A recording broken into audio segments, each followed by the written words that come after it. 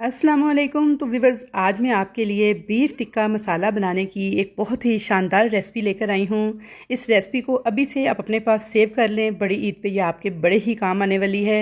एकदम मक्खन मलाई की तरह मुंह में घुल जाने वाली गोश्त की ये रेसिपी है। और गोश्त पकाने की ये रेसिपी देखकर मुझे तो यकीन है इंशाल्लाह ताला आपसे रहा नहीं जाएगा। फ़ौरन इसे बनाने पर मजबूर हो जाएंगे और खाने वाले प्लेटें चाटते रह जाएंगे। तो रेसिपी अगर पसंद आए तो इसे लाइक और शेयर ज़रूर कीजिएगा। तो चलिए जी, बीफ टिक्का मसाला बनाना स्टार्ट करते हैं। तो यहाँ पे मैंने आधा किलो लिया था बीफ। इसे छोटी छोटी बोटी मैंने कटवा ली थी, इस तरह से टिक्का बोटी की तरह। अच्छे तरीके से इसे वॉश कर लिया था, उसके बाद एक स्ट्रेनर में डाल के रख दिया था।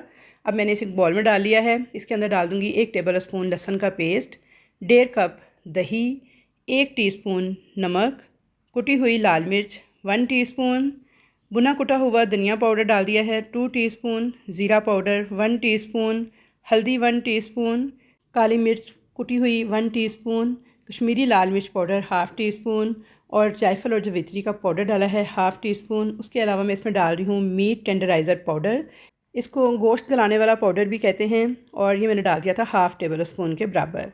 इन तमाम चीज़ों को अच्छी तरह से मिक्स कर लिया था और 4 से 6 घंटे के लिए आपने इसको मैरिनेशन के लिए छोड़ना है। जितनी अच्छी इसकी मैरिनेशन होगी उतना ही ज़बरदस्त किस्म का बीफ टिक्का मसाला बन के तैयार होगा। अगर आपको ज़्यादा जल्दी ना हो तो आप इसको ओवरनाइट के लिए फ्रिज में भी छोड़ सकते हैं मैरिनेशन के लिए। तो बहुत ही ज़बरदस्त किस्म का फ्लेवर आएगा इसके अंदर मसालों का और बहुत बेहतरीन ये बन के तैयार होगा।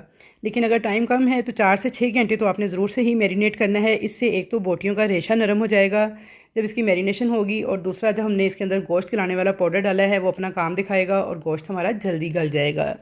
तो अब मैंने यहाँ पे इसकी बहुत अच्छी तरह से मिक्सिंग कर ली है। इसे कवर करके 6 घंटे के लिए मैं छोड़ दूँगी मैरिनेशन के लिए। तो यहाँ पे 6 घंटे हो गए थे इसे छोड़े हुए। तो चलिए अब इसे पकाना स्टार्ट करते हैं। तो उसके लिए एक पैन में लेंगे कुकिंग ऑयल आधा कप और 2 छोटे साइज़ की प्याज बिल्कुल बारीक लच्छेदार काट के फ्राई कर लेंगे। प्याज को बिल्कुल लाइट सा गोल्डन कलर आने तक फ्राई करना है, बहुत ज़्यादा डार्क गोल्डन कलर नहीं आने देना, वरना टिक्का बोटी का जो टेस्ट है ना वो बिल्कुल भी अच्छा नहीं आएगा। तो बस हल्की सी प्याज जब पिंक होना स्टार्ट होगी, ये देखिए बस इस तरह की कंडीशन जब होगी प्याज की, तो आपने इसके अंदर जो मसाला हमने बीफ लगा के मैरिनेशन के लिए रखा हुआ था तो इसको ऐड कर देंगे और अच्छी तरह से मिक्स कर लेंगे प्याज और ऑयल के साथ। तो यहाँ पे देखिए मिक्स कर लिया था मैंने इसे अच्छी तरीके से।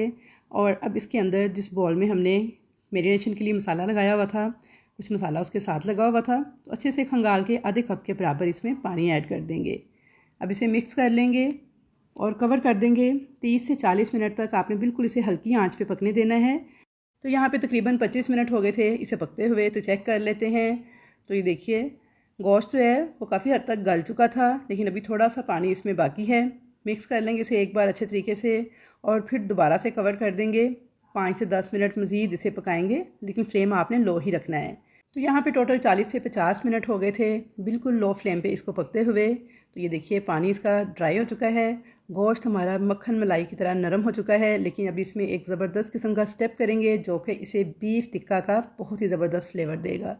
तो यहाँ पे देखिए एक अदद कोयला था जो कि मैंने दहकने के लिए रखा हुआ था। तो सेंटर में एक कटोरी रख के ये कोयला रखेंगे, थोड़ा सा ऑयल डालेंगे और इसे कवर करके स्मोक दे लेंगे। तो बहुत ज़्यादा स्मोक मत दीजिएगा, सिर्फ 1 मिनट ही काफ़ी है। चेक कर लेते हैं। तो यहाँ पे देखिए जी माशाल्लाह से बेहतरीन किस्म का चटपटा जायकेदार बीफ टिक्का मसाला हमारा बनके तैयार है।